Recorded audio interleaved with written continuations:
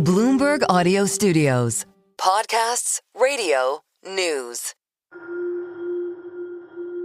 Monday marks 3 years since Russia's full-scale invasion of Ukraine. Russian President Vladimir Putin has announced a military operation in Ukraine, unleashing the worst security crisis in Europe since World War II. President Trump campaigned on a promise to end the war, quote, in one day. And recently, he's revealed his approach to ending the conflict. But it's a path that reverses years of U.S. foreign policy in the region. Here's Trump speaking on Wednesday. A dictator without elections. Zelensky better move fast or he's not going to have a country left. He's called Ukrainian President Volodymyr Zelensky a dictator, while engaging in direct contact with Russian President Vladimir Putin. His team has also held closed-door talks with Russian officials in Saudi Arabia that excluded Ukraine. One policy U-turn after another. I think what we've seen over the past week is the Trump administration really being willing to go where the Biden administration was not when it comes to Russia and Ukraine. That's Bloomberg reporter Iain Marlow. He was just in Riyadh, where he got a first-hand look at the U.S. strategy shift, and he's been tracking its reverberations throughout Europe.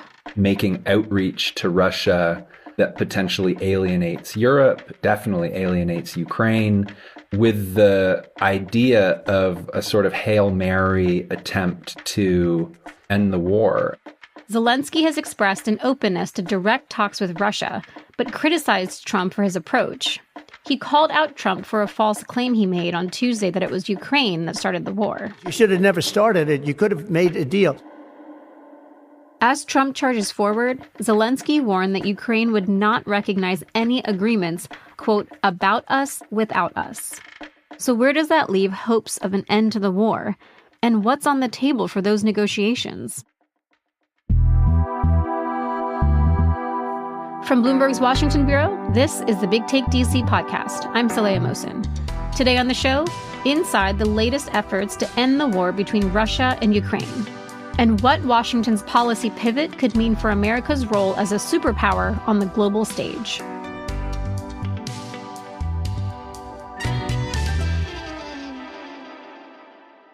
Last Wednesday, President Trump got on the phone with Russian President Vladimir Putin. It was the first publicly announced contact between Putin and a U.S. president since Russia launched a full-scale invasion of Ukraine in February 2022. We had a great call, and it lasted for a long time, over an hour. The frenzy and pace at which the U.S. and the Trump administration now is engaging on foreign policy and engaging in ways that are very disruptive and very new and are 180 degrees different than what the Biden administration was doing, I think that's got a lot of people discombobulated. During the Biden administration, the U.S. refused to engage with Russia on the war in Ukraine. And as Bloomberg's Iain Marlow says, that's in part because Russia hadn't shown signs that it was serious about wanting to end it. Putin has sunk enormous resources into achieving his goal of claiming Ukraine as part of Russia. The Biden administration thought it would be pointless, that Putin was not interested in coming to peace with Ukraine, that he wanted to subjugate Ukraine. That's why people think this negotiation process that the Trump administration is trying to launch is so fraught with risk. Trump is gaming out an approach that he touted on the campaign trail for months last year, getting on the phone and striking a deal. But his move flew in the face of a U.S. approach that had centered on Ukrainian involvement and cooperation with European allies. Plus, the U.S. wants to basically wind down military and other humanitarian financial aid to Ukraine because they don't think the U.S. taxpayer is going to support it for much longer. Trump's defense secretary, Pete Hegseth, said as much. The same day that Trump spoke to Putin, Hegseth addressed NATO allies in Brussels and told them the burden of supporting Ukraine was going to fall on them. Europe must provide the overwhelming share of future lethal and non-lethal aid to Ukraine. Bloomberg Economics has estimated that protecting Ukraine and expanding militaries across Europe could cost the continent's major powers an additional $3.1 trillion over the next decade. Hegseth also made waves by hinting at some of the concessions the U.S. might be willing to make in order to broker peace between Russia and Ukraine. Which was unlikely that Ukraine would hold on to all its territory, unlikely that it's going to be a member of NATO. Those are kind of Russian goals for this. And a lot of people were criticizing Hegseth for sort of giving up some of that leverage before the talks had even begun.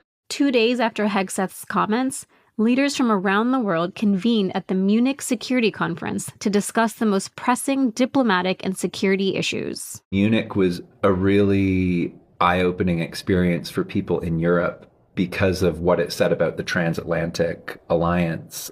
Vice President J.D. Vance took the podium on the first day and basically excoriated European leaders and governments for being sort of old world, liberal, elite society that was, suppressing right-wing speech. What I worry about is the threat from within, the retreat of Europe from some of its most fundamental values shared with the United States of America.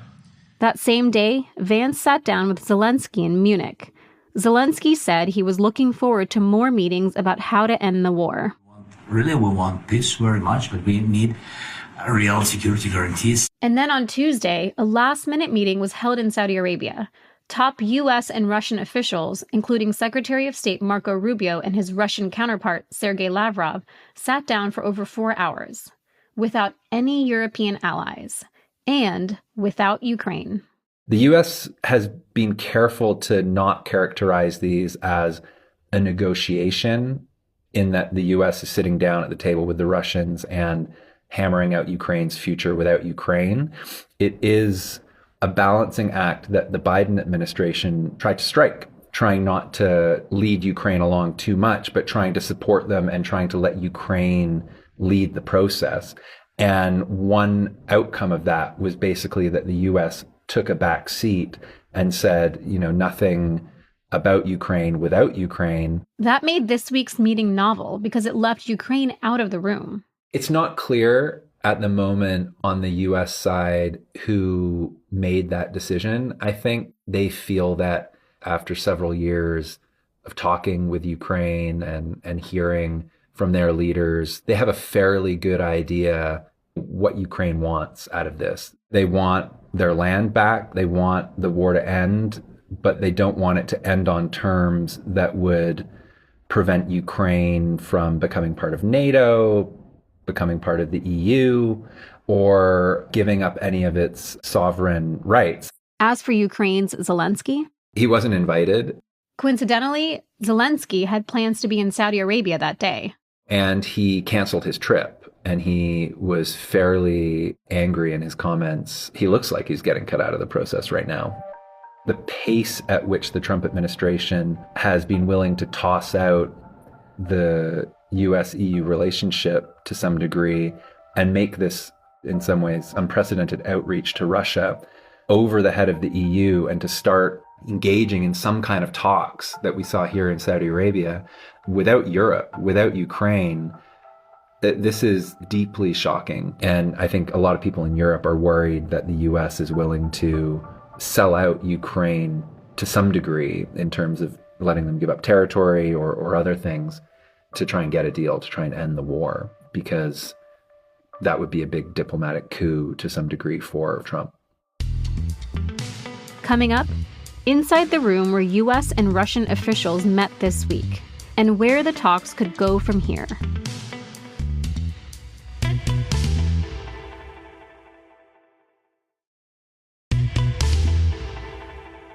Bloomberg reporter Iain Marlow was in Saudi Arabia for the landmark sit-down between U.S. and Russian officials on Tuesday. The talks were held at one of the Saudi palaces, the Diriyah Palace.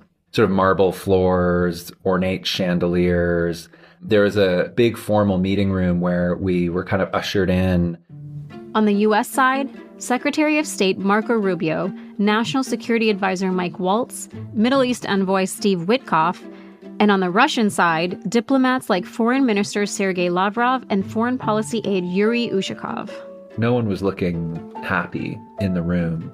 These are serious things to discuss, and I think the U.S. side knows to some degree that they're taking a chance here. And on the Russian side of the table, too, decades of diplomatic experience, longtime Kremlin aides who have seen these things come and go. And on the U.S. side, it is a new U.S. administration kind of bucking protocol to some degree by launching these talks. It is a different vibe on both sides of the table. But the U.S. side was almost constantly on the back foot to some degree because the Russians kept leaking stuff to their delegation and their reporters that came with them. And so the news was always to some degree coming out of the Russian side. And so they were really sort of framing the narrative, and the Russians feel like they have the upper hand on the battlefield. It kind of looked and felt like they might have had the upper hand coming into these talks just because they weren't the ones who asked for them. Basically, this is kind of Trump wanting to end the war. Putin appears to be quite happy waging this war and doesn't seem in any rush to stop. Russian and U.S. officials spoke for over 4 hours, setting the stage for continuing conversations. These talks have resulted in more talks, which is kind of a classic diplomatic deliverable. You agree to keep talking, and it looks like you accomplished something. Other than that, there wasn't too much concrete that came out of this other than, maybe beefing up embassy staffing for the Russians in D.C. and for the U.S. in Moscow, and trying to re-engage and to kind of carry this forward. Still, Iain says, given the years of diplomatic freeze between the two countries, these talks were significant. And they sent a signal to the rest of the world that the U.S. isn't bound by historical alliances. On Monday, EU member states met to work on a plan to amp up military support for Ukraine.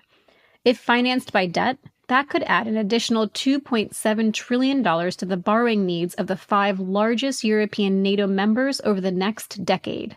That's according to Bloomberg Economics. As we hurtle toward the anniversary of the war, Iain says there are a few key questions at the top of his mind. Is the U.S. willing to push Russia when it comes to these negotiations? Are there going to be any Russian concessions? What is the U.S. willing to do to turn up the pressure to bring them to the table? And also, we're going to be looking to see if there's a Trump-Putin summit, which would then have a whole bunch of pageantry and need to entail some kind of deliverables on either side, presumably. This week, a U.S. special envoy visited Kyiv to continue consultations with Ukraine about ending the war. On Wednesday, amid a bitter back and forth between the two leaders, Zelensky accused Trump of being a victim of Russian disinformation. And looking ahead, on Sunday, German citizens will go to the polls to elect a new government. That election could shape the approach one of NATO's largest member countries takes to the conflict.